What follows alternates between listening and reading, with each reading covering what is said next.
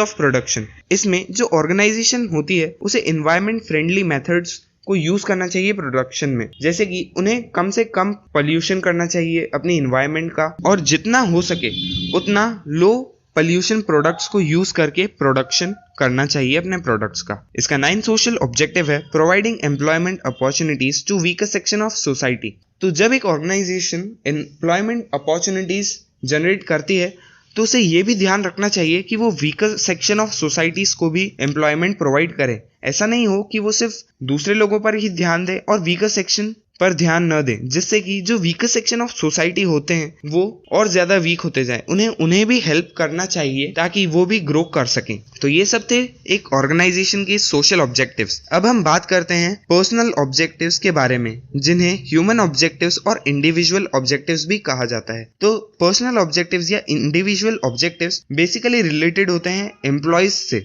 जो उस ऑर्गेनाइजेशन में काम कर रहे हैं, क्योंकि एम्प्लॉयज सबसे ज्यादा इंपॉर्टेंट एसेट्स होते हैं एक ऑर्गेनाइजेशन के। तो इसीलिए एक कंपनी को भी ध्यान रखना चाहिए कि उनके एम्प्लॉयज सेटिस्फाइड और मोटिवेटेड रहें उनकी कंपनी में काम करने से, क्योंकि वही सबसे ज्यादा कंट्रीब्यूट करते हैं एक ऑर्गेनाइजेशन के ग्रोथ में। तो जो पर्सनल ऑब्जेक्टिव्स हैं, इसमें जो सबसे मेन ऑब्जेक्टिव्स हैं वो है कॉम्पिटिटिव सैलरी, कि जो भी एम्प्लॉयज हैं एक कंपनी के, तो एक कंपनी को उन्हें कॉम्पिटिटिव सैलरी मतलब एक अच्छे अमाउंट में सैलरी पे करनी चाहिए। जो सेकंड सोशल ऑब्जेक्टिव है वो है पर्सनल ग्रोथ एंड डेवलपमेंट। इसका मतलब है कि जो भी एम्प्लॉयज हैं उन्हें प्रमोशन और ट्रेनिंग देना चाहिए कंपनी को, जिससे कि उनका पर्सनल ग्रोथ हो सके और डेवलपमेंट हो सके, क्योंकि अगर वो अलग अलग ट्रेनिंग्स लेंगे तो उनकी स्किल और ज्यादा बढ़ेगी, जिनसे उनका पर्सनल डेवलपमेंट और ग्रोथ हो। इसका थर्ड ऑब्जेक्टिव है पीर रिकॉग्निशन। इसका मतलब है कि एक जो एम्प्लॉय है कंपनी का, उसकी सेल्फ रिस्पेक्ट बनी रहनी चाहिए और उसे भी दूसरे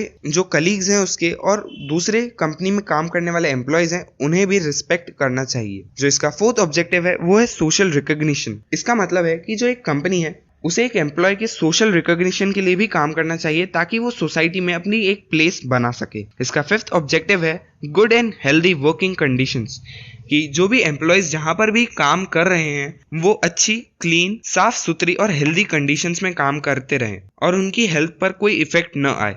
उन्हें क्लीन ड्रिंकिंग वाटर की सप्लाई मिलती रहे, इस टाइप से फैसिलिटीज वो प्रोवाइड करते रहे अपने एम्प्लॉयज को। और क्योंकि अगर एक कंपनी अपने वर्कर्स या एम्प्लॉयज को ये सब पर्सनल ऑब्जेक्टिव्स पूरे नहीं करेगी उनके और इन्हें इग्नोर करेगी, तो हो सकता है कि उन एम्प्लॉयज का इंटरेस्ट ही खत्म हो जाए अपने काम को करने के लिए। इसीलिए मैनेजमेंट को हमेशा पर्सनल ऑब्जेक्टिव्स पर ध्यान देना चाहिए। तो ये सब थे मैनेजमेंट के ऑब्जेक्टिव्स। अब हम बात करते हैं इंपॉर्टेंस ऑफ मैनेजमेंट के बारे में, कि हम जो मैनेजमेंट करते हैं उसका इंपॉर्टेंस क्या है। तो जो भी बिजनेस ऑर्गेनाइजेशन होती है उनके लिए मैनेजमेंट इसलिए जरूरी होता है क्योंकि जो भी ऑर्गेनाइजेशंस टॉप पोजीशन पे होती है या जो भी सक्सेसफुल ऑर्गेनाइजेशन होती है वो इसी के कारण होती है क्योंकि उनका मैनेजमेंट बहुत अच्छा होता है। बिना मैनेजमेंट के कोई भी कंपनी या ऑर्गेनाइजेशन ग्रो और सक्सेसफुल नहीं हो सकती है। इसीलिए मैनेजमेंट बहुत इंपॉर्टेंट होता है एक ऑर्गेनाइजेशन के लिए। और जो मैनेजमेंट होता है वो एक लाइफ गिविंग एलिमेंट की तरह काम करता है एक बिजनेस के लिए, क्योंकि अगर एक बिजनेस में मैनेजमेंट नहीं होगा तो वो इवेंचुअली फेल हो जाएगा और वो अपने ऑब्जेक्टिव्स को पूरा नहीं कर पाएगा। इसीलिए मैनेजमेंट एक लाइफ डाल देता है एक बिजनेस में, जिससे वो सक्सेसफुल हो सकता है और ग्रो कर सकता है। तो अब हम डिस्कस करते हैं कुछ मेन पॉइंट्स जो बताते हैं कि मैनेजमेंट क्यों इतना इंपॉर्टेंट होता है, जिसमें सबसे पहला है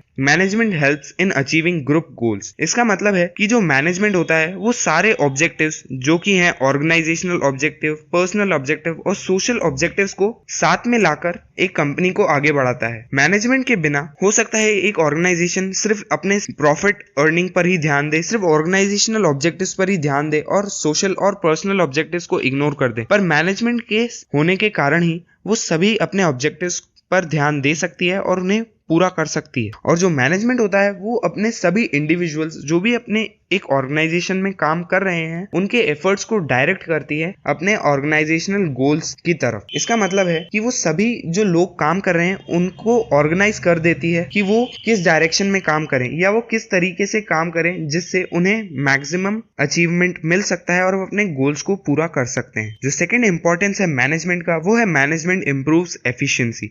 इसका मतलब है कि जो मैनेजमेंट होता है वो हमेशा जो कॉस्ट होता है उसे कम कर देता है एक ऑर्गेनाइजेशन का, और जो प्रोडक्टिविटी होती है उसे भी इम्प्रूव कर देता है, और जो वेस्टेज होता है रिसोर्सेज का वो भी मिनिमम हो, ये मैनेजमेंट ध्यान में रखता है। और मैनेजमेंट हमेशा एफिशिएंसी और इफेक्टिवनेस से काम करता है, और ये तभी पॉसिबल हो सकता है जब वो प्लान करें, ऑर्गेनाइज करें, स्टाफ करे, डायरेक्ट करे और कंट्रोल करें अपने एक्टिविटीज को। तो इस तरीके से मैनेजमेंट जो होता है एक कंपनी की एफिशिएंसी बढ़ा देता है। इसका थर्ड इंपॉर्टेंस है management creates a dynamic organisation. इसका मतलब है जो मैनेजमेंट होता है वो ही एक ऑर्गेनाइजेशन को सर्वाइव करवा